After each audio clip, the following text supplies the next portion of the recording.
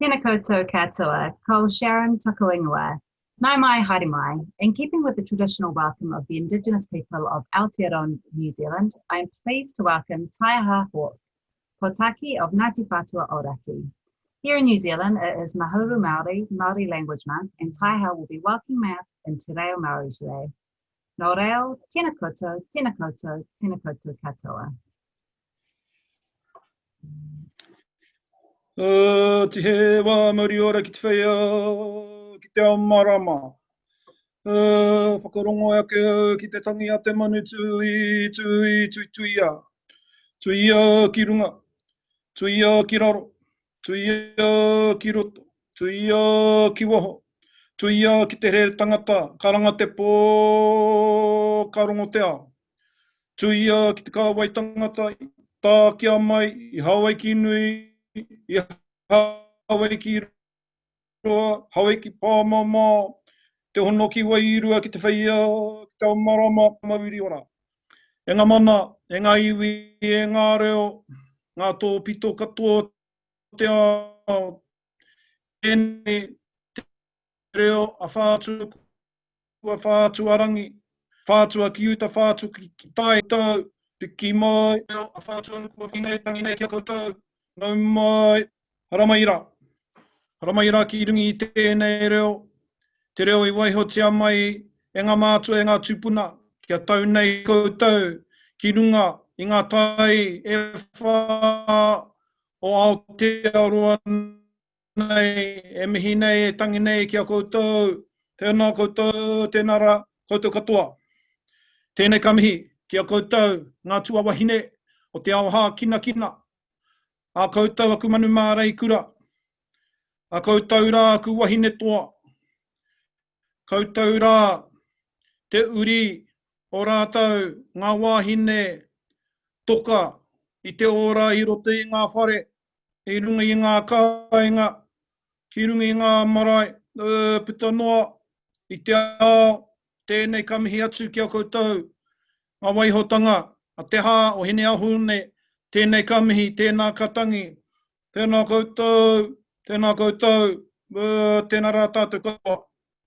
A tēnei ka mihi kia koe e Rachel, Secretariat of the International Working Group, kia koe anō hoki e te minita, e Grant Robertson no te wharepare mata o Aotearoa nei, tai atu nai rā, kia koe Her Excellency, the Australian High Commissioner to New Zealand, kei aku rangatira, tēnā koutou, a tēnā rā tātou katoa, a tēnei mihi, a he mihi poto, a hako e toritoru nui ho ngā kōrero, he mihi aroha nui kia koutou, no reira tēnā koutou,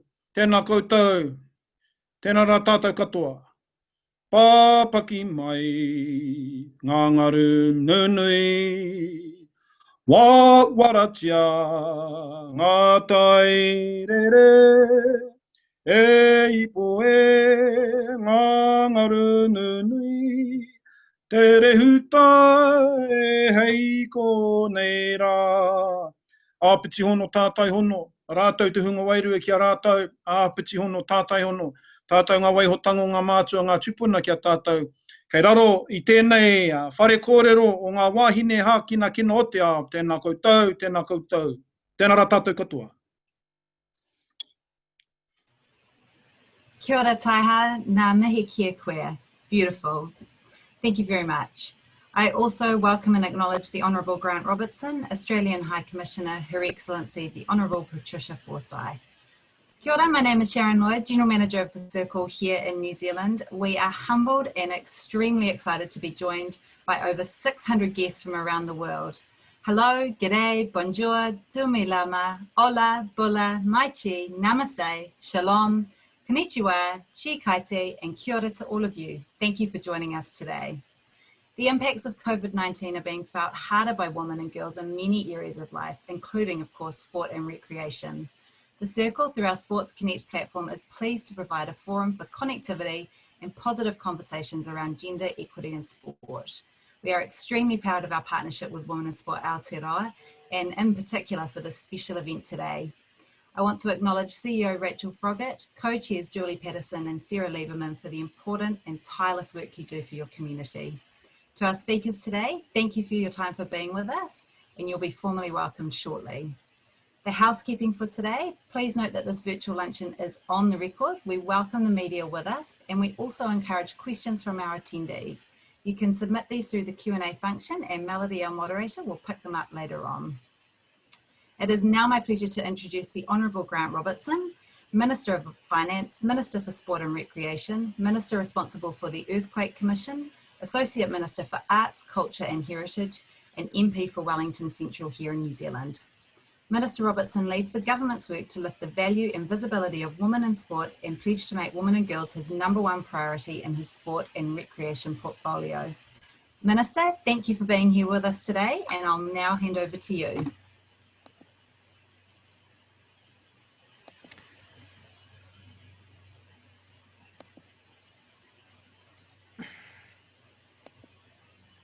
Kia ora.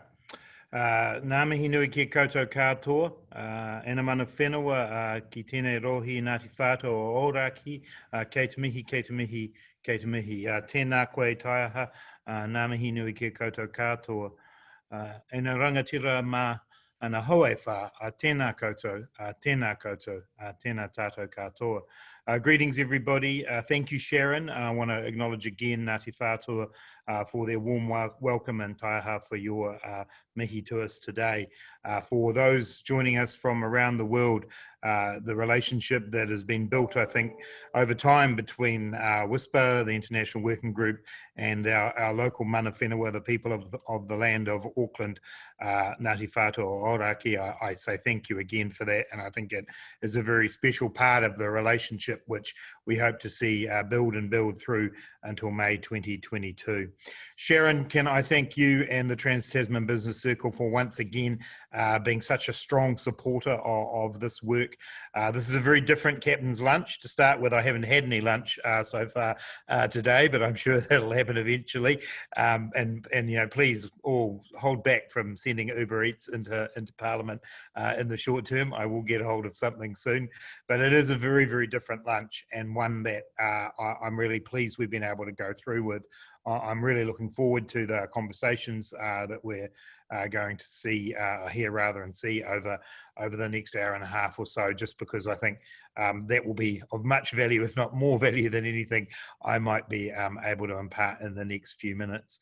To the whole team at WISPA and to those working on the International Working Group, to Rachel in particular, thank you so much for the work that you're doing. This really is a very, very difficult time for anybody trying to think about organising international events, and so the challenges have been met incredibly well. I'm proud that the government has continued to support you in that and provide resources to help keep going over this really challenging and difficult period of time. And I really also want to acknowledge the wider team within WISPA. I'm not sure if my parliamentary colleague Louisa Wall is on the call. I'm sure she is, and so I want to acknowledge Louisa here as well, along with Her Excellency the High Commissioner for Australia, building on our partnerships. And perhaps that's where I might start, is as I think about where we are now from last year's lunch. One of the really significant things that I'm very proud of from a government point of view is the successful bid to host the FIFA 2023 Women's World Cup in Australia and New Zealand. As most of you on the call will be well aware, Trans-Tasman rivalry is alive and well. The business circle brings us together, but so has sport in this case. And that joint bid was one that was developed very strongly with the kaupapa, the ethos of what WISPA and the IWG are about built behind them. This is a massive opportunity for us to highlight not only some fantastic athletes and some top-notch football, but also the importance of valuing and increasing the visibility of women in sport for girls, young boys, and the rest of the population as well, to be able to see that in New Zealand in 2023. And it will come off the back of what will now be 3 events in 3 years in New Zealand. Firstly, next year in 2021, the Women's Rugby World Cup, and now the delayed event, which is the ICC Women's Cricket World Cup as well, which will now take place in 2022. That represents 3 high-level elite events, and housed in the middle of all of that is the hosting of the International Working Group in May 2022. For me, that is exactly the kind of commitment as a country that we should be showing to women's sport, and it's my commitment still as the Minister of Sport to continue to support and enhance those elite level events to make sure that we have got things to look forward to, but also events that are about continuing to build a strong legacy and a strong sense of pride in the achievements of our elite female athletes. In terms of where we are as a government, as has been stated by Sharon, we said right at the beginning, I made women and girls in sport my #1 priority, and we've been rolling out the strategy through the work of Sport New Zealand and High Performance Sport New Zealand on that. We've just recently seen the celebration around the coaching initiative. There's a little bit over $2 million put in place to support elite level coaches within our system. We have far too few elite level female coaches, and they are concentrated in particular sports. And so this is an attempt by us to be able to push out with support for that. And it's been a very successful program, and I'm delighted to see people coming through that. We've seen the activation funds that we've been working on for some time start to roll out to start drive some of the innovation in our sport as well, that will highlight the role of women and young girls in sport. So those programs are rolling out, and that strategy continues to be tweaked and developed as we go. But obviously in the midst of all of this, COVID-19 has arrived, and all countries around the world have been grappling with it. It is an enormous global pandemic. It is an economic crisis, but it is also creating significant strain in our communities and as a social crisis as well. For us, it has been incredibly important that we continue to support sport and that we continue to support active recreation in our country through this time. And so as a government, we put forward around $260 million worth of support over the next couple of years to not only help sports organisations, clubs, recreation organisations to respond in the immediate term and continue to play the really critical role that they play in our communities, but also look to the future and the recovery and the rebuild of sport and recreation. And we've split our funding into 3 along those 3 different stages. The response funding has seen money go to clubs and to organisations and to keep going with not only at a professional level, and we've seen support right across our big and major sports in that regard, but also all the way through national sporting organisations and down to grassroots club level to be able to see those continue. Sporting clubs and sporting organisations are about bringing people together. Physical distancing has made that very, very hard, but their role remains more important than ever. And I've heard numerous stories of sports and recreation clubs being at the centre of efforts to support their communities to get through this, not just in terms of organised activities, but reaching out to make sure the mental health and well-being, the physical well-being of our people and the members of those clubs are continued to be upheld. We're incredibly excited about the next phases of our support program, which are about looking to rebuild stronger and better. And the role of women and girls in sport is again at the centre of that. I made clear to Sport New Zealand that in all parts of the response, recovery and rebuild, our strategy needs to be front and centre. And so we are looking towards innovative approaches to improving participation, supporting increasing valuing and visibility, and ensuring that female voice is at the table at every part of that decision-making process. We're making progress with our goals around governance and getting a much better and more equitable distribution of governors, but that continues to be a work in progress. COVID-19 cannot stop that kind of activity.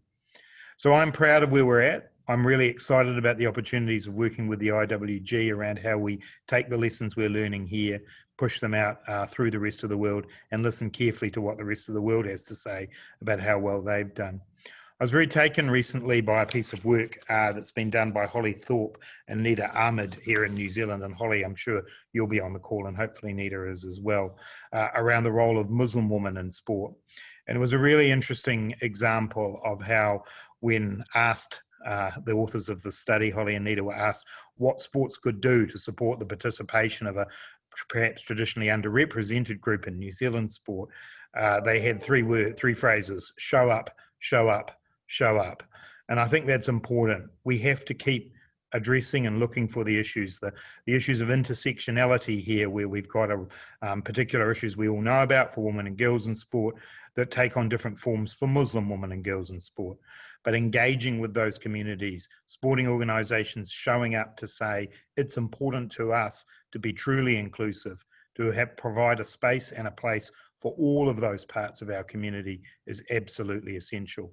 So from my perspective, I'll keep showing up, listening to what's been said, and I really look forward to participating in the panel discussion that follows on from this. But once again, congratulations to both the Business Circle, Whisper and IWG for putting this event on, and you continue to have my full support. Nō reira, tēnā koutou, kia kaha, tēnā koutou katoa.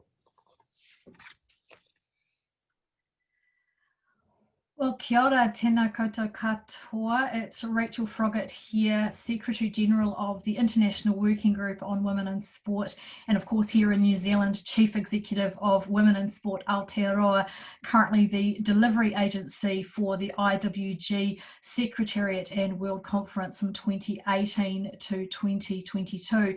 First of all, an enormous welcome to the over 600 people that have registered to attend here live in person today, and also to receive the link afterwards if the time zone is a bit unfriendly for you, to be able to watch this back afterwards. Here we're today launching the global campaign for the 8th IWG World Conference in Women in Sport, Change Inspires Change. And I think what you will have all just seen from Minister Robertson's address, that Minister Robertson himself and the team at Sport New Zealand are an enormous part of the change that's inspiring change here in Aotearoa, New Zealand. We're incredibly proud and very privileged to have a Minister for Sport that is so unbelievably committed to women and girls in sport and physical activity, but wider than that, the inclusion of all people and the belief that everybody should have the opportunity to partake in whatever fashion they wish. So enormous thank you to Minister Robertson for your words today. I would also like to acknowledge Taiaha Hawk from Ngāti Whātua Ōrākei, who opened today's session with a beautiful mihi whakatau in Te Reo Māori. For those of you joining around the world, that is an incredibly important part of our culture here in New Zealand. And Taiaha and Ngāti Whātua Ōrākei have been with us on the journey since October 2018, when we took over as host nation for the IWG. And in fact, Minister Robertson will remember this clearly. Ngāti Whātua and the Minister welcomed our colleagues from Botswana here in Auckland nearly 2 years ago to hand the mantle over to New Zealand. So thank you, Taiaha. As has been mentioned, our team at Trans-Tasman Business Circle, we've been working with them for a long time, but I have to say the last 10 days have impressed me beyond belief, because they have moved from essentially delivering a live physical lunch for 300 people at Eden Park, which is exactly where we're supposed to be right now, to a live digital lunch for 600 people around the world. So for 10 days, the turnaround from when our government announced no gatherings over 10 people in Auckland to being able to put this on today is extraordinary. So thank you to Sharon, to Tanya, to Johnny, to Dora, and especially to the epic Tracy Jennings. You are a monster. Today, we are launching the IWG World Conference. In May 2022, Tamaki Makaurau in Auckland will host the world. We will stage the world's largest independent gathering on gender equity in sport and physical activity. And as the Minister so eloquently put, we are now, and we officially today, take our place as one of the big four. So the big four women's sports events coming to New Zealand in the next 3 years. And it's been an extraordinary privilege over the last year to get to know and to work with the teams from the Women's Cricket World Cup, the Women's Rugby World Cup, and of course the new team for the FIFA Women's World Cup coming up in 2023. So the team within the team has been developed across New Zealand with these four major events, and we are now what we are calling a global nexus for women's sport leadership around the world. So change inspires change. It's our new campaign. It's launching today. It's something that we are incredibly proud of. And the concept is really simple. Essentially, every change that you make, no matter how small, no matter how large, inspires the next and the next and the next. And that by sharing your story, you can inspire others to make positive change for women and girls as well. So this idea actually emerged from quite a few months of research, of discussion, of looking amongst our local organising committee here in New Zealand, and then actually venturing abroad. And in the process of developing Change Inspires Change, we reached out to over 150 leaders, researchers and influencers from around the world and asked them what they were seeing, what they were experiencing, and what they thought the future would bring for women and girls when it came to sport and physical activity. We realised really quickly that the IWG, as the world's largest network of connected professionals working in the space of gender equity in sport and physical activity, had a really unique opportunity. Essentially, we were in a unique position to recognise and to promote and to support the work of the thousands of people around the world who are working every single day in whatever capacity they can to make positive change for the full inclusion of women and girls in sport and physical activity. Now, many of those thousands are actually here with us today, and I hope many will watch back this launch and recognise themselves in that and know that what we wanted you to know is that your contribution, the things that you are doing, no matter how small they are, no matter how large they are, no matter how many people they reach, is really important. And what you're doing is meaningful, is what you're doing can inspire the next person and the next person and the next person, and change can inspire change. I want to thank our fantastic agency here in Aotearoa New Zealand, Bob's Your Uncle. They worked with us to distill down hundreds of stories, thoughts, ideas, and insights that came from around the world into 3 words: change inspires change. And as was pointed out to me at the time, it's actually only two words because we use one word twice. So change inspires change. We could never have imagined that when we came up with this concept and when we agreed it at the end of January 2020, it would be only just over a month later that the biggest change almost any of us have ever seen in our lifetimes would take hold, and COVID-19 would emerge as an enormous challenge in every single part of the life that we live today. And it's only through the really exceptional management of our government and our health officials here in Aotearoa New Zealand that life is actually somewhat normal here. You know, we actually continue to exist in a kind of new normal, but generally speaking, we are so far so good managing the threat of COVID-19. However, we're extremely aware that around the world, not everybody is experiencing this. And in fact, if you look specifically at sport and physical activity, we can see that women and girls have been and continue to be disproportionately affected by COVID-19. And we've started to see, certainly in the initial stages, a stripping of funding and resource from women's sport around the world. And again, in New Zealand, we have been in a very lucky position to have had government intervention, and the work that Sport New Zealand and Minister Robertson have done very quickly put an end to that kind of behaviour in any part of our sector here in New Zealand.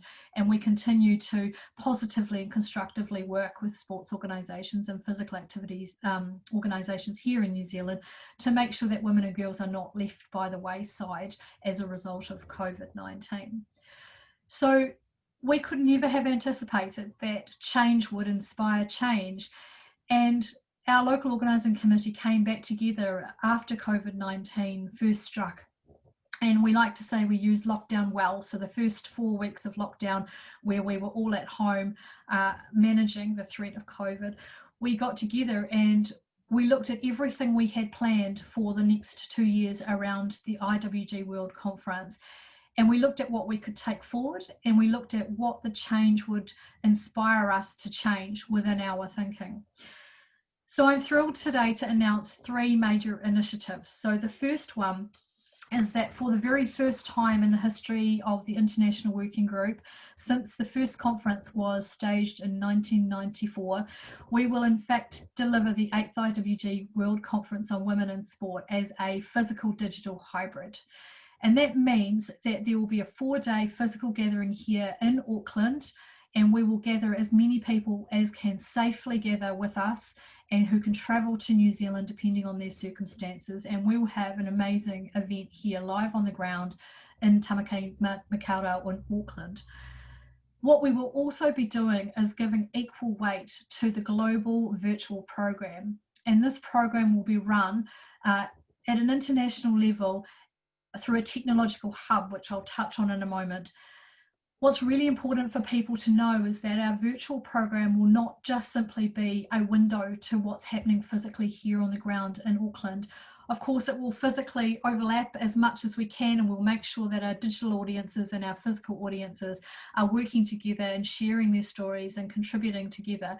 But we also know that a virtual program needs to stand on its own 2 feet and deliver real value around the world. So we're incredibly excited to be able to bring this initiative to you in May 2022. Secondly, we have always had a real passion and a real belief that the IWG World Conference is not a singular event that pops up every 4 years and disappears again.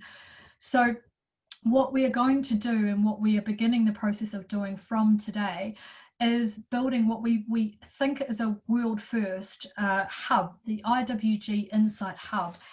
And it's a technology hub that will become the home of the world's best research, insights, case studies, news, and interactive activities such as training, live seminars, and networking for the gender equity community worldwide to gather together and to communicate and share stories.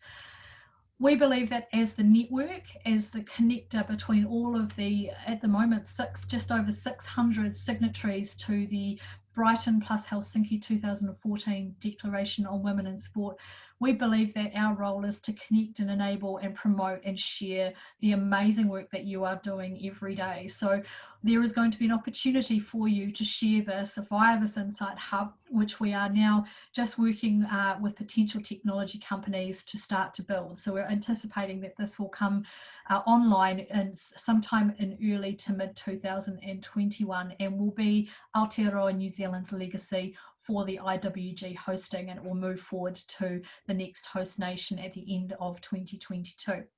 And of course, that hub will be the home for the virtual World Conference.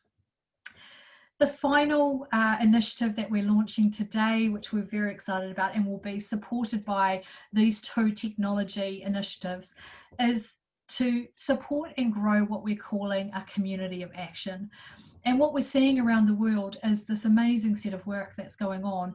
And what we want to do, and we want to recognise this through our Change Inspires Change campaign, is to enable people to connect and grow and work together, and to move across country boundaries, across organisational boundaries, across sport boundaries, across political boundaries, to share resources and ideas to move the entire gender equality movement forward. So you can join this community of action in its phase 1 environment now at iwgwomeninsport.org. At the moment, what we're going to be doing is collecting your stories through an online submission, and we're going to be promoting and sharing those across our website and our social media over the next little while. Those stories are then destined to live upon this IWG Insight Hub once this is launched. So you will see your story live for quite some time over the next 2 years as we journey towards the IWG World Conference. So I think I've spoken enough, and so at this point I think I've run out of words, so I'm going to let our film do the talking for us. So. Small changes can become great accomplishments. Joining from many sources, they flow together to create something mighty. Change inspires change, each with its own story to tell. Stories shaped by people, and people shaped by stories. By changing the way we look at things, the things we look at change. Creating champions who don't live by what's engraved in their trophies, but by what's woven into the lives of others. Ma mua ka kite a muri, ma muri ka ora a mua. The International Working Group on Women in Sport has driven positive change for women and girls for more than 25 years. Aotearoa New Zealand, home to 3 upcoming Women's World Cups, will host our conference in May 2022, the largest gathering on gender equity in sport and physical activity in the world, live in Auckland. Or follow the event virtually, collaborating with your international colleagues. You can also join our global community of action right now online. Mentor, be mentored, inspire, be inspired. Sign up now to our tapestry of storytelling, woven with countless threads of change, inspiring change. E hara taku toa I te toa takitahi, engari he toa takitini.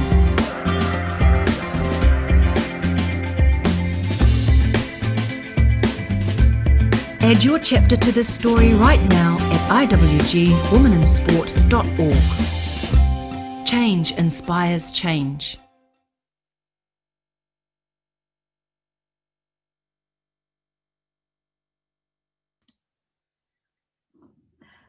Thank you very much to our tech team for that amazing performance there. So our new film, which we're incredibly proud of, is a collaboration between an enormous number of people that have helped us get to this point. So a very quick rundown. Thank you very much to World Rugby and New Zealand Rugby, FIFA and New Zealand Football, the ICC and New Zealand Cricket. Also a thank you to the Halberg Foundation, Badminton New Zealand, Paralympics New Zealand, our amazing team at our agency, Bob's Your Uncle. And of course, you would have all taken on board that amazing voiceover from Pania Papa. Pania is a very well-known former athlete here in New Zealand. She was a silver fern netball player, and she also is now a Te Reo Māori activist here in New Zealand and a fantastic advocate for the language here in Aotearoa, New Zealand. So at this point, I'm going to move to hand over shortly to our live panel, which is going to be moderated by Melodie Robinson, another former athlete who is an amazing role model here for young women and girls here in Aotearoa, New Zealand. Mel was a Black Ferns rugby player. She moved on to become a TV host and is now general manager of events and sport at TVNZ. But before I hand to Mel, it's my great privilege to introduce our keynote speaker for today. For those of you living and working in the Australasian region, Raelene Castle is a towering figure within sport leadership across the region. For the last 20 years, she has worked as Chief Executive of Netball New Zealand, the Bulldogs in Australia, and most recently as Chief Executive of the Australian Rugby Union. And when we introduced the Change Inspires Change concept to her recently, she absolutely loved it. And she's actually recorded this special keynote for us. Unfortunately, she can't be with us live to really help us bring the concept to life. So I will hand over. Thank you very much for coming with us. I'd like to start with a video first. I do apologise in advance. It is one from Rugby Australia, but it could be a video from anywhere in community sport, and I think it just really captures some important messages around the woman in sport movement, and it's out of the mouth of a young girl who probably didn't actually understand what she was saying, but it is very relevant for today's conversation. I started when I was 9 and I was the only girl playing. When under 12s finished, for me that was basically I'm not playing football again until I'm 20 or so, because there was no girls competition. The head of the club pushed and pushed and pushed to get us to have a team. Half the dads didn't like their daughters playing, so Dad convinced all the dads, and then I would convince other girls. Now we've got a team. They got us like new jerseys that are heaps good, and they're not the boys' old jerseys like we used to wear. Girls, they're like my sisters. If you can't make the tackle, you can always trust the girl next to you to make the tackle. We're always up to get more points. Even if we're getting smashed, we won't give up. We're just going to keep fighting. With rugby, like, escape for the drama and cattiness from schoolgirls, you get to go out there and play rugby. It's nerve-wracking, it's adrenaline rushes. It's a good feeling.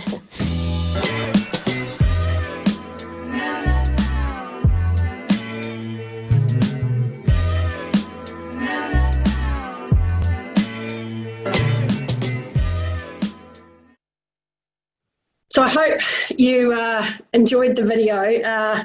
You can see that, and this joke didn't actually really go down that well in Australia as it does in New Zealand, but I know everyone in the room, if I called any of the females in the room a bush pig, it really wouldn't go down very well. She was delighted that her team was called the Bush Pigs.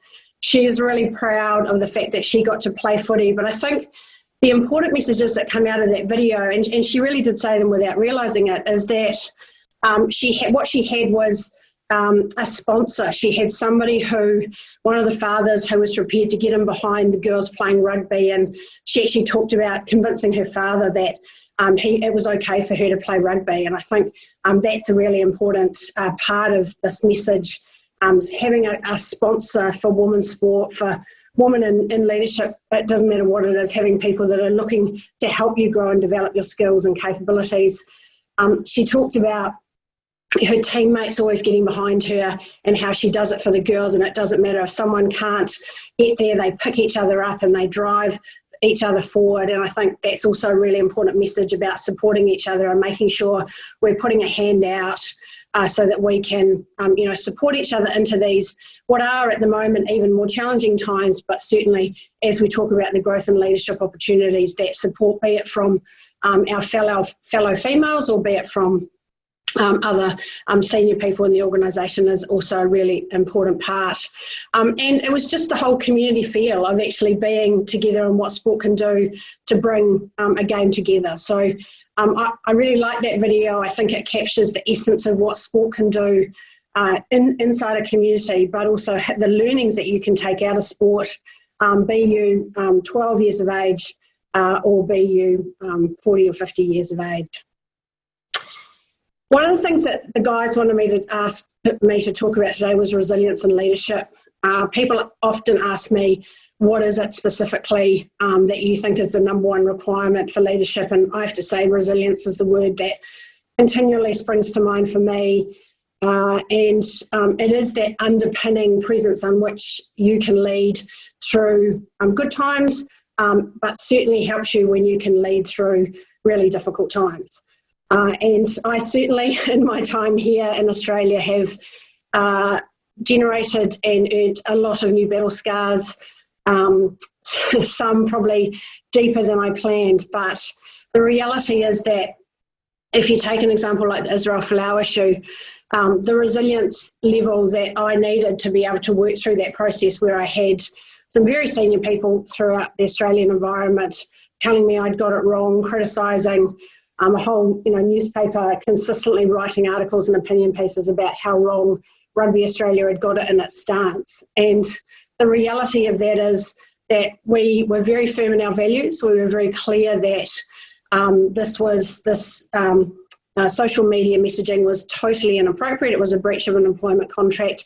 But it was also about the values that our organisation stood for. And unless you're actually prepared to stand up and back in those values and actually say, yes, that's what we believe in and this is who we stand for as an organisation, then those values don't mean anything to anyone, and they certainly are only as good as being written on the wall behind reception.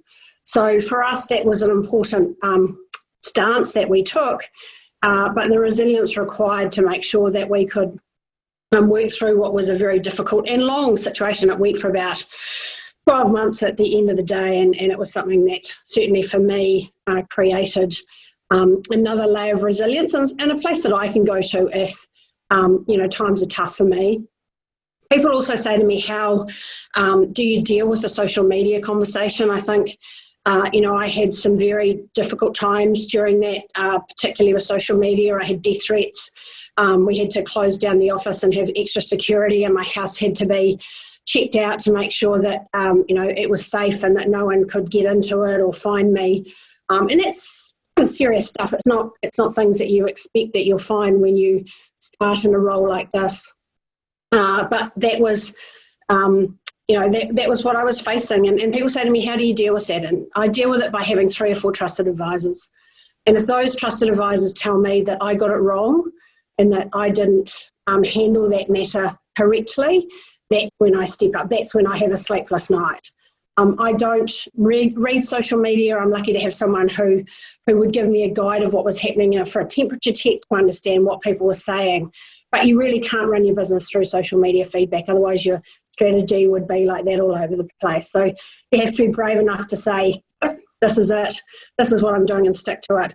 But certainly for me, those trusted advisors who help guide me and also give me some really clear and honest feedback are the people that help me through those difficult times. In relation to COVID and what it's doing for women's sport, it is a very difficult time for all sport. It's not just women's sport, but it's incredibly difficult for all sport, be you in the professional part of the game, be you in the amateur part of the game. But as we've seen a lot of organisations take perhaps a different approach to women's organisation, to women's sport rather than to the men's role. And I think that's a conversation that we need to have. But I feel very strongly that women's sport holds an enormous future role it has done in community for a long period of time. It has done in the Olympic movement. But as we move into the professional sport conversation and growing salaries and the professionalism of sport for women, I have a very strong view that we need to get the pillars right. And those pillars underneath are ensuring that our female athletes have got the best possible coaching, world-class coaching, that they've got athletic performance support, be that around strength and conditioning or mental skills or diet and nutrition, all of those things that our male athletes have had for a very long period of time. Those key pillars are the underpinning piece that will allow our female athletes to perform at the best possible way that they can as they move into this professional environment. And I think for female athletes also have to have a conversation around what is the best presentation for their game. How is their game and their skills presented in the best possible way? And I know cricket have made some great gains in making their sports incredibly successful, both commercially, but also when you had 90,000 people at the MCG for the final of the women's T20 cricket. They have the boundaries in, they have a smaller ball, and it presents their sport in the best possible way that they can present it. That's an entertaining commercial product that doesn't need to be compared to the men. And I think that's something that our female athletes have to be open to think about the commerciality, make sure they're presenting the sport in a great way. And if I take rugby, women's rugby sevens as another great example, they play the same game with the same rules, but they play it with their own style. It's much more free-flowing. There's more tries scored. They don't get as tied up in the ruck pits as the men do. But that's a product. I was lucky to be at the Commonwealth Games on the Gold Coast and to see a sold-out stadium cheering equally as excited, if not, I might say more excited for the women's product than they were for the men, because it's just such a fantastic opportunity to present a product that really grows and develops. But I can't stress enough that we have to get the baseline right and make sure we're giving our female athletes the support that they need to be able to have those base and key pillars to improve as quickly as they can. And once you give them those base pillars, that's when you see the commercial products start to improve, the quality of the product, the viewing audience, and then for the sponsors and the commerciality will come. I know this is an important step in the new conference as we move forward. I've really appreciated the opportunity to be part of it. I wish you all well. I just want to say thanks to Sharon and Rachel, who allowed and organised everything here for me to be part of this. I am sad that I'm not in the room and I won't be able to hear the panel, who I know will debate some of these issues and discussions that we've had so far in much more detail. Sorry I can't be there. Thanks very much for listening, and I hope I get to catch you all soon. Thanks very much. Yeah. Well, Kilda, thank you so much to Raelene Castle there. giving us, I guess, an insight into some of the challenges that she faced as CEO, particularly of Australian rugby. So thank you very much, Raelene. Tēnā koutou katoa, hoki ora mai. That's hello to everybody and welcome. I see there's so many amazing guests on the invite list from all over the globe, so great to have you join us. I hope today is inspiring you and perhaps giving you some tools to affect change wherever you are.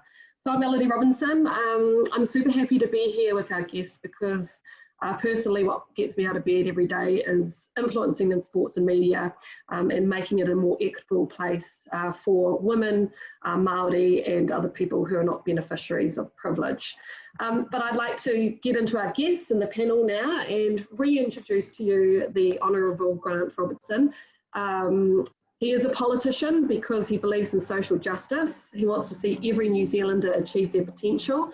That and also his passion for sports has led him to become the Minister of Sport and Recreation.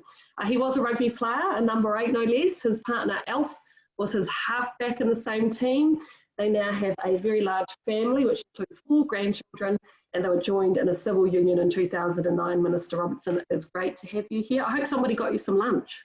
Oh, yeah. As you know, Mel, I won't fade away, so it'll be all right. Lovely. Our second guest is just as fantastic. Her name is Hayley Putaranui. She is Māori. Her iwi are Ngāti Maniapoto, Te Aitanga Ahauiti, and Ngāti Pāhauwera. She is a rather big deal as one of the leaders at New Zealand's global dairy company, Fonterra. She's head of D&I. She's achieved so much, including becoming a mum at 17 years old, yet still somehow finding the time to get a law degree, become a lawyer, and then move into Fonterra. And even more impressive than that is that in her spare time, as if she had any, she was a key person in leading parts of her iwi settlement with the Crown. Welcome, Hayley. Hayley, there's a theme here. What sport do you play? Did you play? Kia ora e te iwi. I played netball a very long time ago and not very well, so I quickly realised where my talents lay and where they didn't lay, and clearly I hit the books and let the netball court left that far behind. But thank you very much, Mel.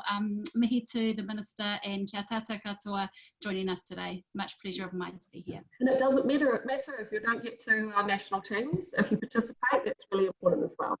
Okay, and we have to have a sports star because they always have stories around resilience, overcoming adversity and changing stereotypes. She is Sophie Devine and she is a New Zealand superstar of cricket. She's regarded as one of the most powerful players in the world, shown by how she smashed her maiden century against South Africa last season, and she became the first cricketer, male or female, to hit 5 consecutive 50-plus scores. She made the New Zealand team at 17 years old, and she's also played hockey for New Zealand. Welcome, Sophie. Why did you pick cricket over hockey? Kia ora, Mel. Oh, look, at the end of the day, it was almost a flip of the coin. I was very fortunate to play both sports at the elite level at the same time, which is pretty rare nowadays with the professionalism of the game. But the opportunities that arose in the cricket environment was something that I couldn't turn down. Right, I understand. We'll start with Minister Robertson. You're nearing the first term of the end of your Minister for Sport and Recreation. What have been some of the highlights for you and your portfolio so far? Oh, heaps. I think, you know, just actually getting the strategy on women and girls in sport up and running is one of my big highlights. It's something that we developed after I came into office that, you know, we worked really hard to make it something that I don't think had been discussed properly at the highest levels of government in terms of sport. And so seeing that roll out, seeing the, you know, the fantastic work around coaching, around leadership, seeing the work that's coming through, particularly for young girls as well.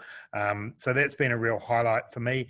Along with that, the sort of boring technical stuff that politicians do, but we got going an initiative called Healthy Active Learning here in New Zealand, which is actually bringing together our health promotion folk with schools and with sport, and actually putting all of those together in classroom-based activities.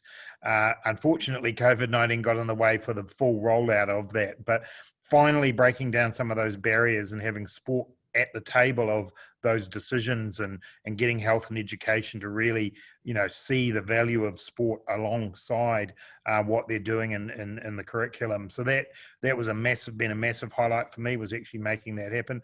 Then there's all the fantastic games that I get to go to, and it has been, there's been some really, really cool events over this time. And I have to say, just recently, waking up when my alarm went off at 4 a.m. to tell me that Australia and New Zealand had got the rights to host the 2023 FIFA Women's World Cup was a real highlight.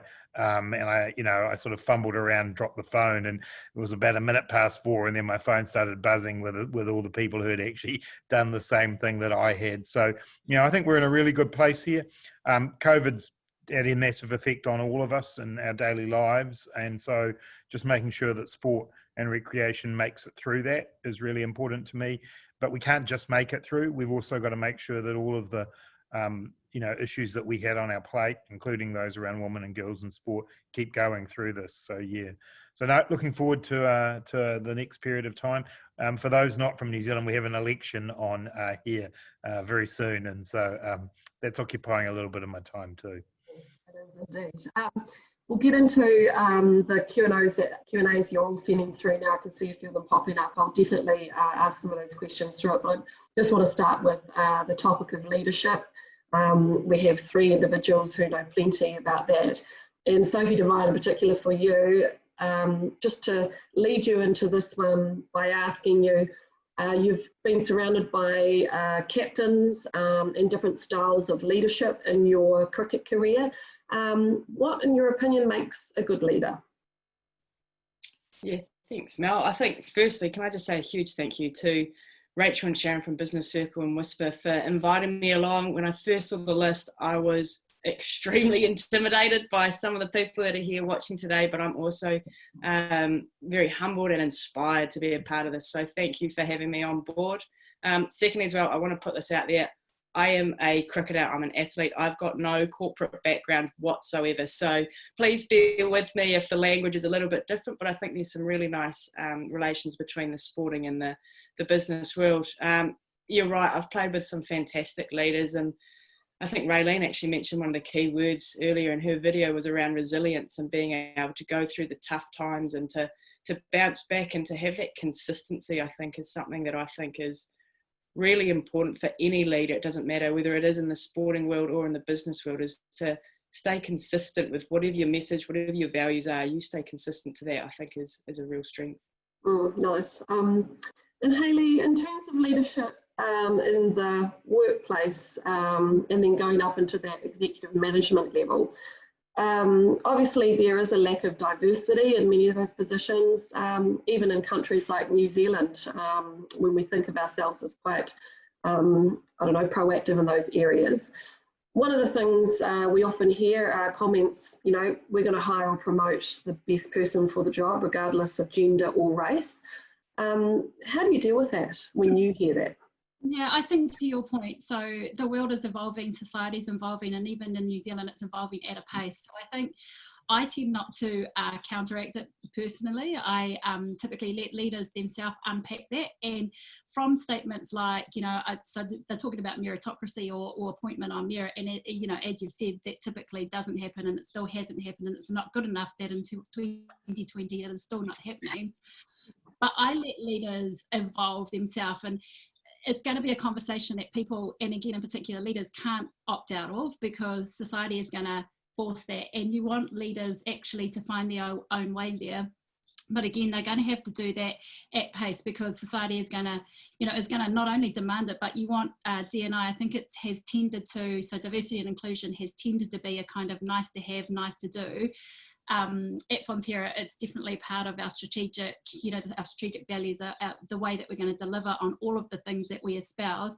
You got to make sure that you've got a culture that matches that as well. So for me personally, it's not for me to, because I think those are quite loaded statements sometimes.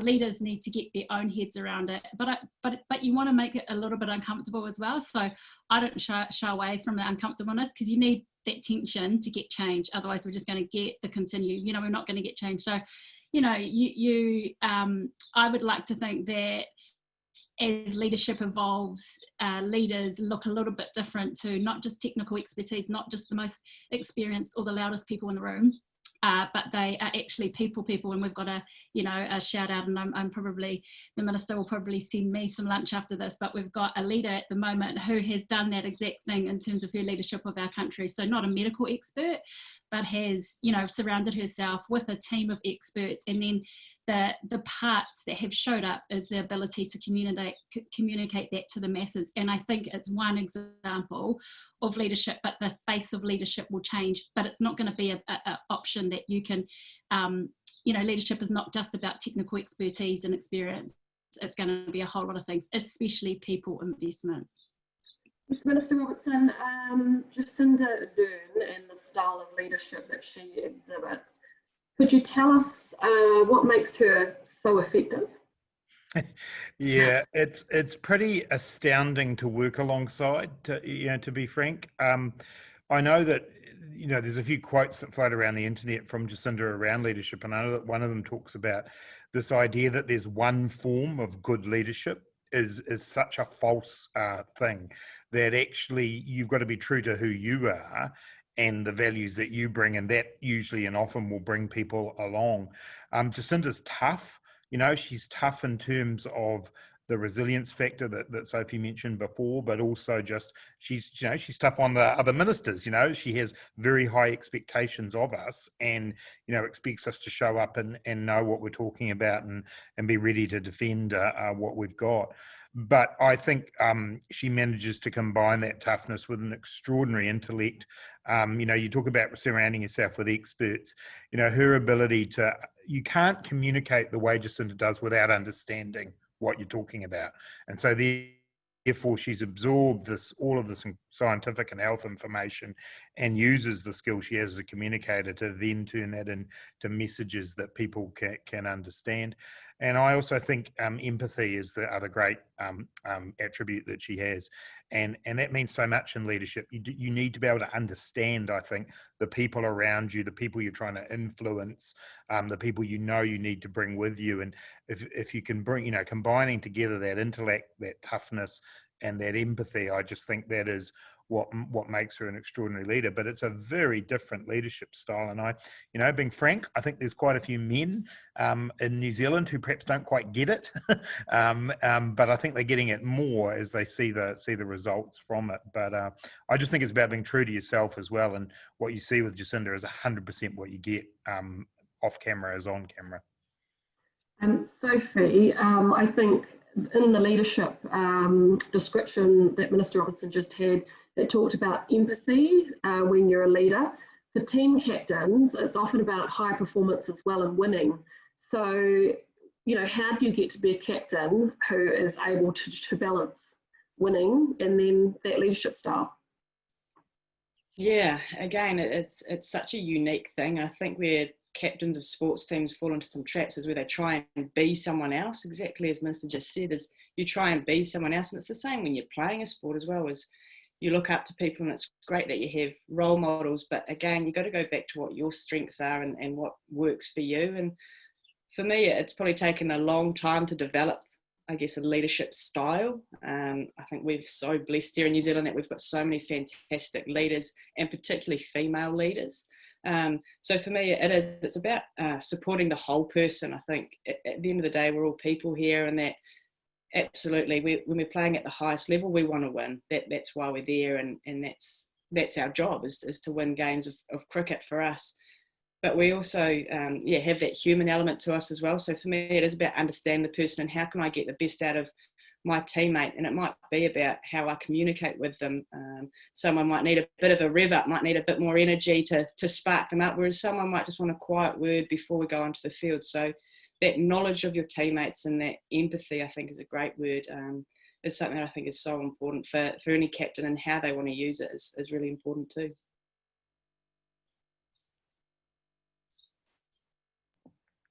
I've got to unmute it first. I've got a question that has been sent through from Uruguay. It's how do continents and countries, how can they help in their movements to support sport girls and women's football? And I guess This might be a general one for you, Minister Robertson. When countries aren't as developed as New Zealand is in terms of our support of women's sport, what advice would you give maybe an African country and the female participants there to try and influence to get support for women's sport? Yeah, I mean, I always hesitate in those sort of situations when you don't know everything about a country to be able to give that kind of advice.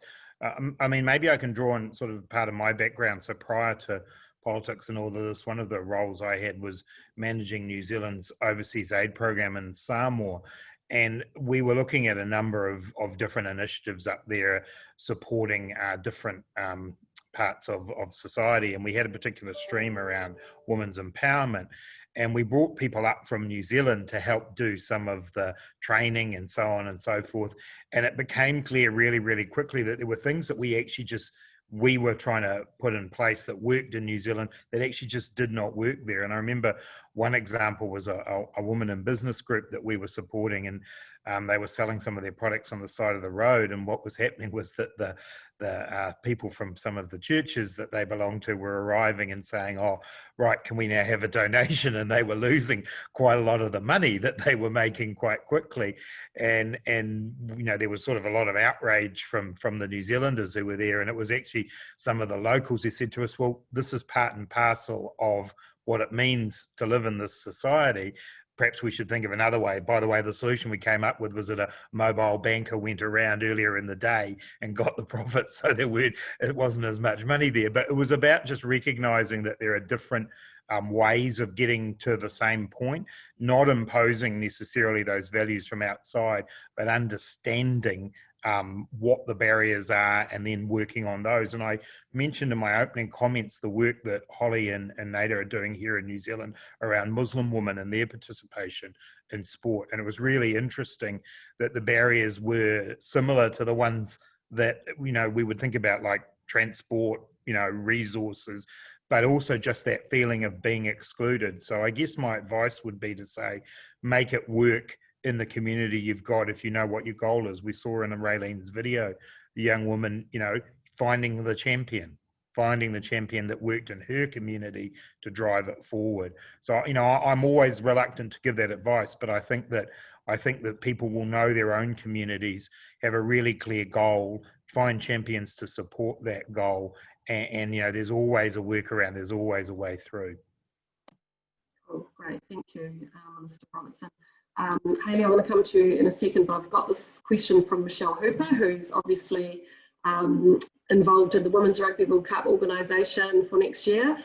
She's asking, from Sophie's experience, what is the most effective message she would share with young girls who would want to follow in her footsteps? What empowers them the most? That's another great question. I think for me, I've always been so fortunate that I've always had opportunity to play sport, and I've never had any barriers that have held me back. And I have been very lucky. I've always had fantastic support from my parents, from my community. And there was never oh, you can't play that because that's not for girls, or I'm not sure if that's for you. So I think I'd certainly encourage any young female, any young person, to be fair, is to try and explore all the options that are out there for them, because I think that sort of ties in a little bit to knowing yourself and to being yourself too, is there's so many amazing sports out there at the moment, is explore and don't be scared to try things that, you know, some people might not think is the norm. So yeah, hopefully that's answered the question. Yep, that's great. Hayley, I'm quite interested in terms of your inclusion policy where you work. What does it look like? How have you formed it when you know that you'll have skeptics or doubters of why we hire for diversity and inclusion reasons? Yeah, I think so. We at Aotearoa we've sort of had a diversity and inclusion workspace and focus since about 2018, and I think it it's quite similar to everyone else as society sort of has this conversations and gets used to talking about things that haven't typically been spoken about for a long time. So at this point in time, I think we've evolved to the point of we're definitely So putting the inclusion first and thinking around and deliberately thinking of inclusion as our strategic advantage, because I think that you cannot have diversity. You have to have that inclusion piece for diversity to thrive. And so I think we have tended to categorize diversity, so put people into boxes, so, you know, sexuality and gender, ethnicity, those have tended to be the headline acts, and for whatever reason, it might be human nature, other things have dropped away. I think that we have moved on from that, and I'd like to think we're ahead of the curve as well. So you know, irrespective of where you fit in that, I think inclusion is the piece, and so that is our focus. We have principles around whanaungatanga, kaitiakitanga, manaakitanga. So while those are articulated in te reo, the extension from that is, you know, more tātou, more Aotearoa. So again, I think our place in this whole piece is to really normalise conversations, and again, there'll be some tension, there'll be some challenge, but that's all part of it again, because we are not going to get change if we are all still sitting comfortably. But it has to be genuine change as well, and there's an accountability piece. So hold a mirror up to yourself as a leader, check yourself on your patterns. You know, what is your typical patterns? Who is in your circles?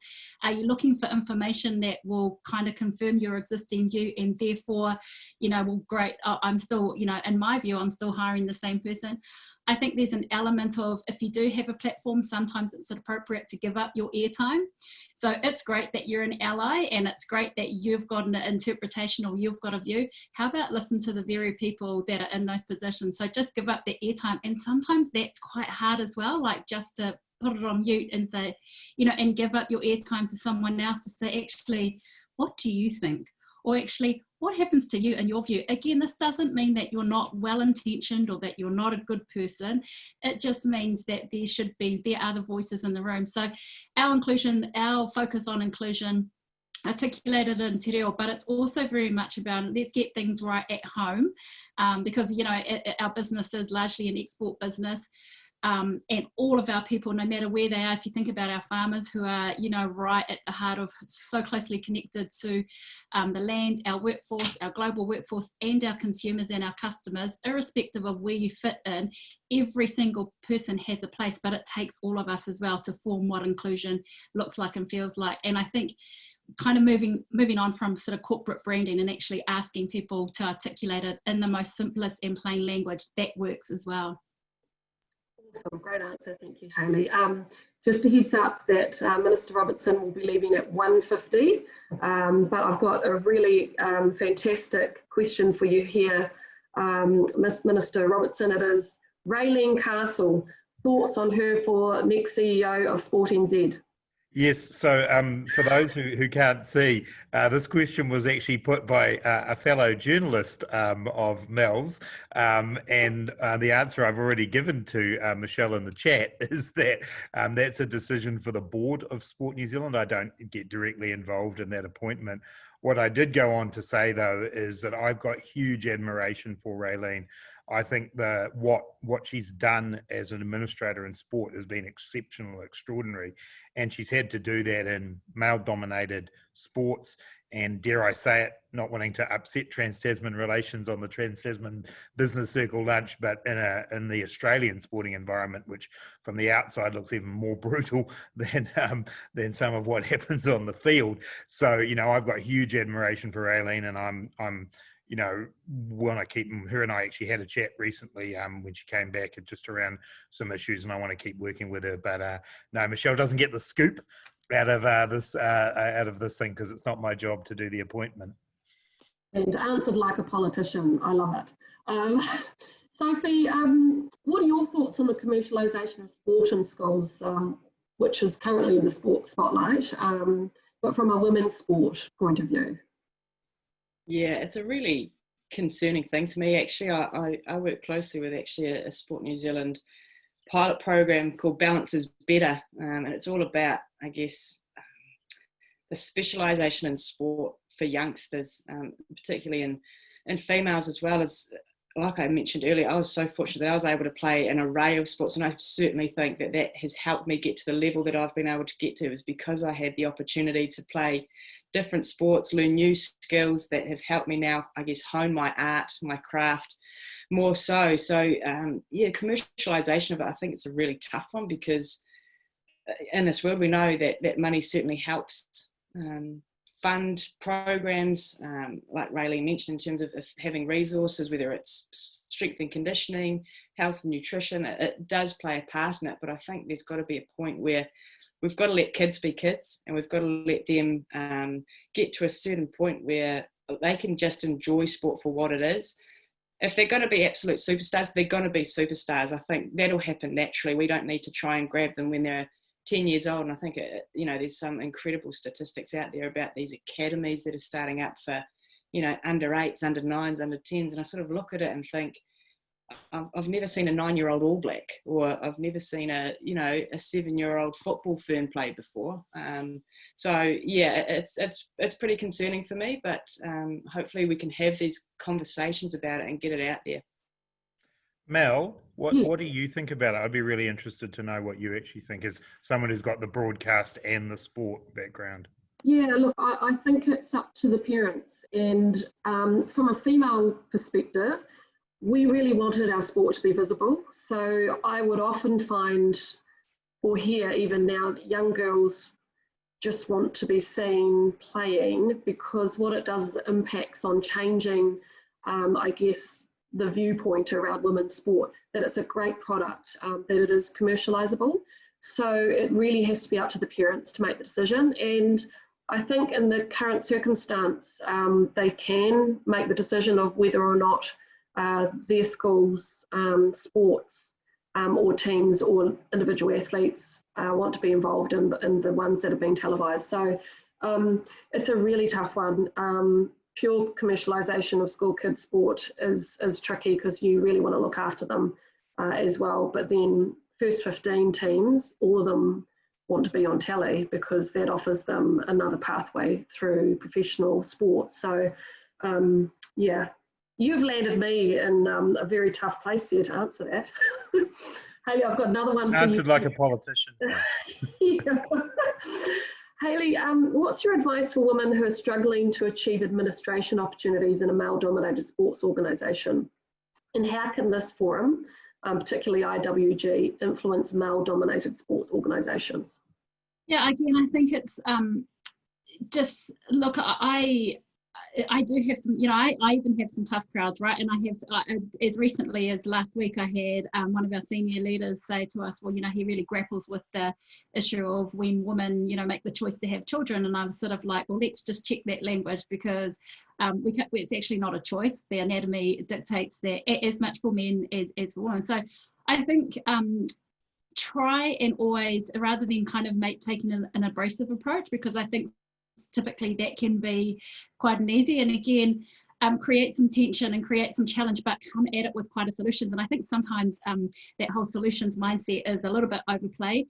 Find your allies, so go out and find your people. I, again, typically, as a Māori woman, feel quite, I can sometimes just feel, I just need some people, right? And Mel, you'll know this as well. You just need some peeps to just to bounce things around. So go out and find your allies. And be very deliberate about that, because again, this will evolve. So the best leaders will get their heads around how they bring themselves up to speed, but just be very clear on what lane you are trying to be in as well. Some of us, I think, have a tendency to want to get into 10 lanes.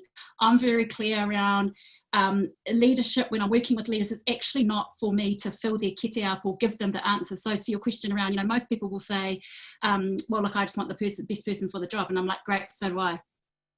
And then, there's this quite kind of awkward silence around, well, I thought we were going to have a scrap about it. And I'm like, well, no, I'm not here to have, that's actually not my place. So I think 2 pieces of advice for me: find your allies and stick with them, but actually change and challenge, but do it in a partnership sense. And again, just be very clear on your lane, because again, with D&I being so massive, I potentially, I get myself into this rabbit hole of wanting to save the whole world. I think I'm great, but I'm not that good.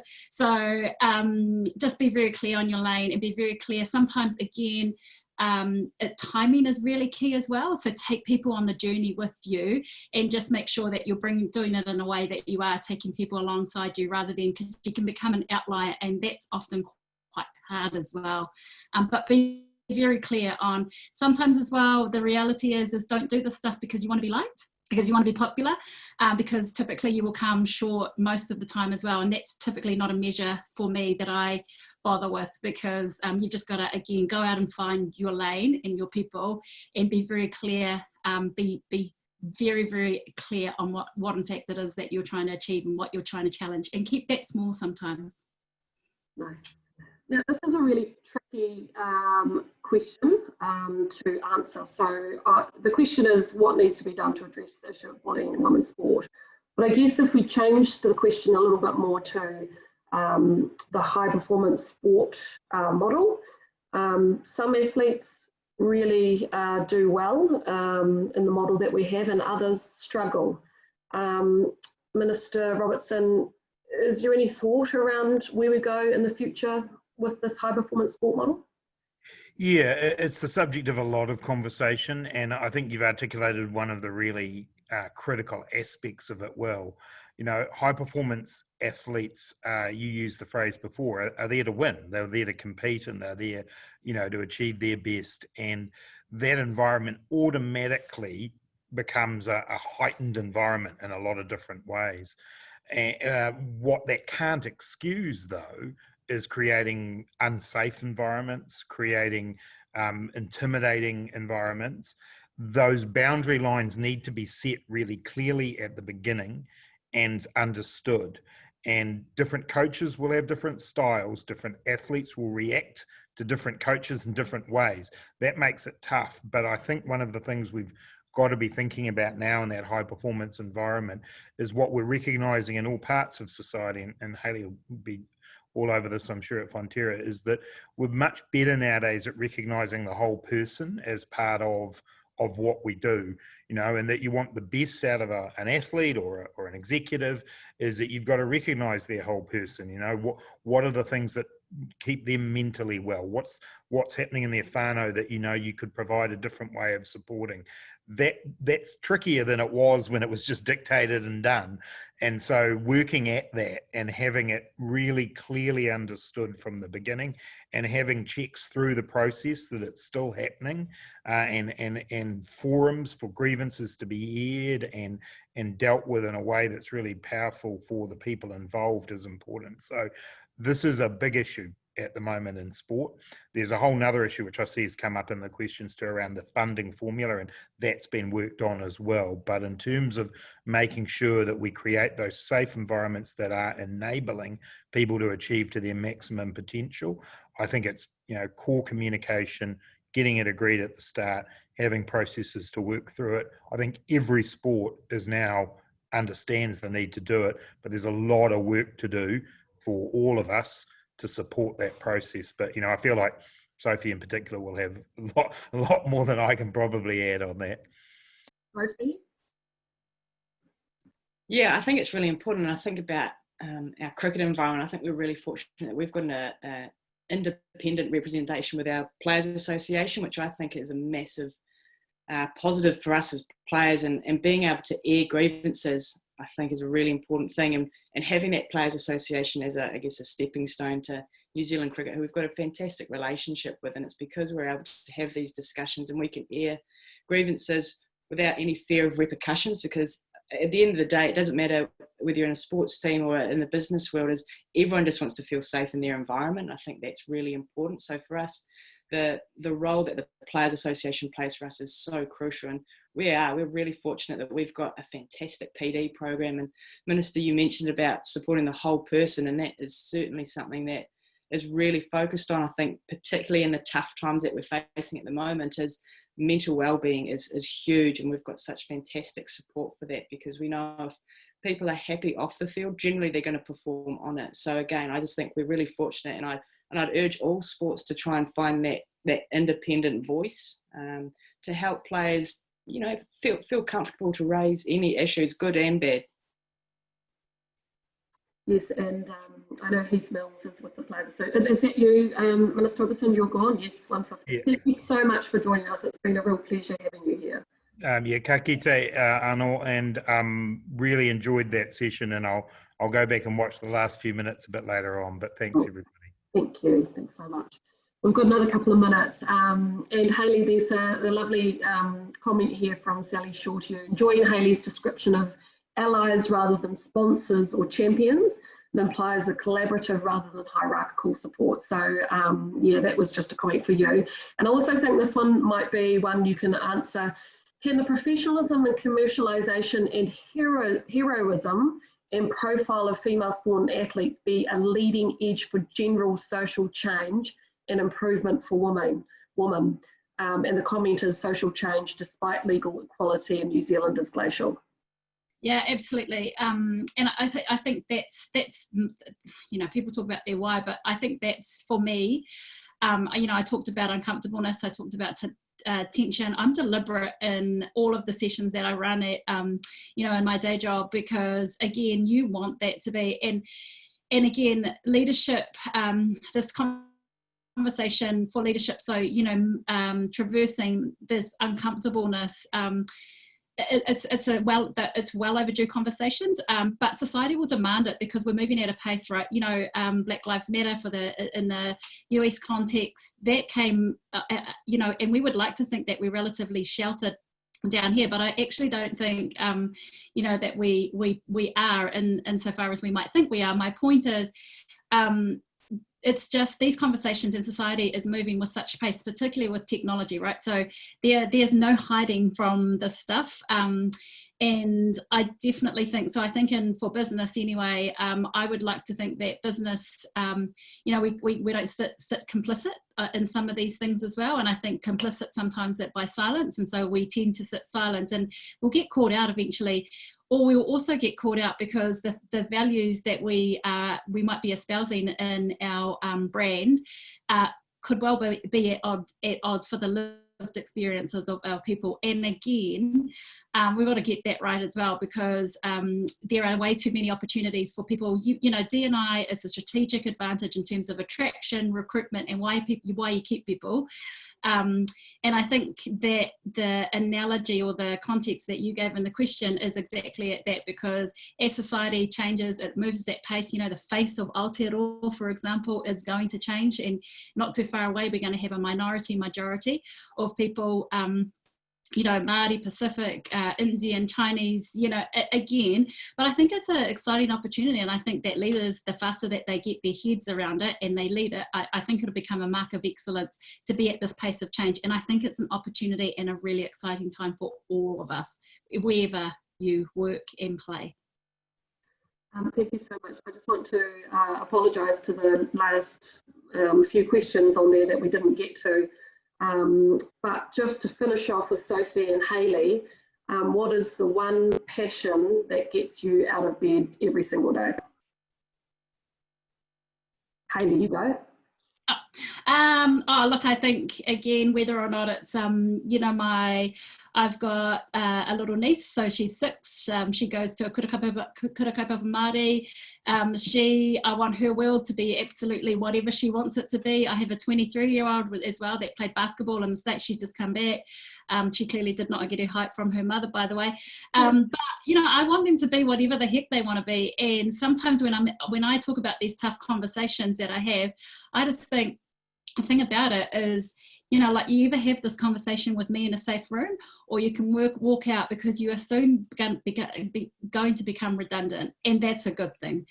So what we want as a mark of excellence are people that are very comfortable with the uncomfortable, because from there, that's where we will get. And I would just encourage everyone to quickly, by the end of this day, I'd like everyone, you go Google it, or ask the young people in your house what whitewashing means, what cancel culture means, what gaslighting means, those 3 terms. And if you haven't heard of them, make yourself aware of them. Go and Google them. Go and ask the young people in your room, in your households, because again, this is moving at pace, and I want you to be able to speak with some affirmation that you are onto it, but also you're comfortable with the uncomfortableness. Awesome, love it. And Sophie, to finish off?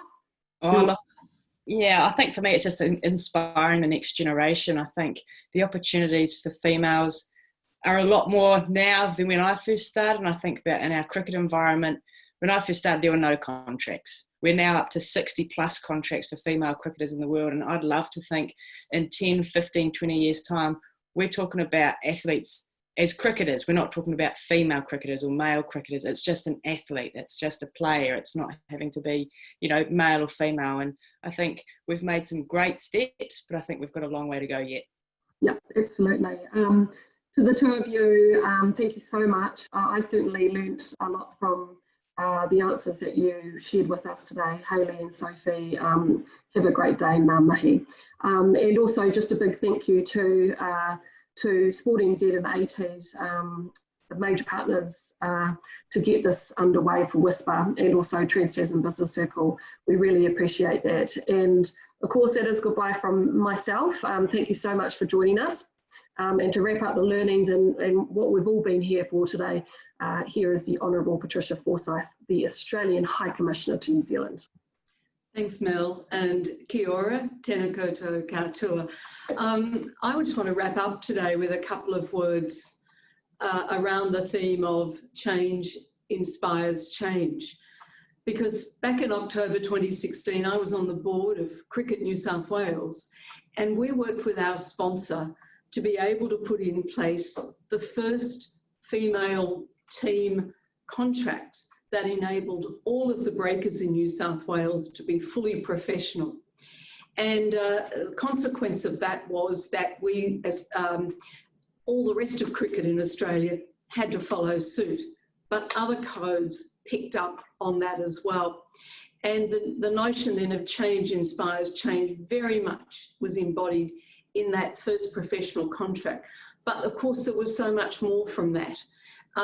It lifted the standard because the women could practice all of the time. And not surprisingly, as the depth of cricket became more obvious for sponsors, sponsorship rose and media interest rose. And as the Minister said earlier, or as Raelene mentioned as well, in March 8 this year, 86,174 people were at the MCG to watch Australia and India play in the T20 World Cup final. Now that didn't happen by accident, but it was part of just where cricket and women have reached in just a very short time. So as I wrap up, I just want to reflect on the fact that as we move forward from this COVID time, I think one of the great challenges, and I'm glad we've got the business circle here, is that the marketing dollar for sport is going to be depleted. And the big challenge is that women's sport is going to have to work really hard to get in front of business to get their share of the dollar. We've shown what can be done when it works well, when it happens. And cricket is a really good example, but other codes now, of course, have picked up on that as well. I think that's going to be the challenge. You know, in 2017, only 8% of sponsorship dollar in Australia went to women's sport. That can't be where we are into the future. And I certainly wish the IWG and the work that it's going to do around change, inspiring change. There are great stories. We've heard many of them today. I wish them well. I think the only thing missing today is the networking that we'd have with this. And I'm delighted to be part of it. I'm going to invite for the formal close, Taihara, to give that formal close. Thanks, everybody.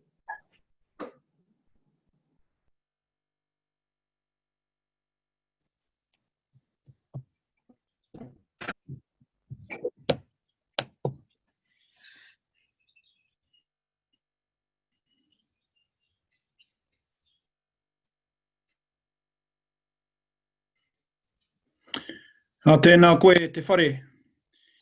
Change inspires change. Kei te tau whiro te marama ko tōku oho tērā. Kei te huri te tai a hine moana ko tōku hiringa tērā. Nā reira, kei oku puna mātauranga, kei oku puna roimata. E kautaura ngā uri o hine te iwa, nei rā ka mihi ake. Kia tau nei ngā tauwhirotanga i ho ngā mano, ki runga i ngā hia, ngā wawata, ngā moi, kei rotaku kai whakaoho, kei aku manu ngā ngāhu. Ai, ko te tuara o te iwi, ko ngā wahine. ko te oranga tonutanga, o ngā mātauranga, a papatu ānuku, kei roto i a tātou kōhine. Nā reira, ko tēnei a Ngāti Whātua, mihi nei, tangi nei ki a koutou, kia pakari ai tēnei kaupapa, kia whakarangatira ai koutou, a wahine, me a tātou, tai tama wahine, nei. E koutou rā, taku kōrero whakamutunga ki a koutou, nau mai, hara mai, ki Aotearoa nei, hei te tau rua tekau mā rua, kia tai mai koutou ki runga i a Ngāti Whātua, ki runga i tōku tūpuna whare tumutumu whenua, ki runga i tōku nei marae, o rākei i riora, e mihi nei, e tangi nei ki a koutou katoa, paua ki a tina haumie hui e, tai ki e.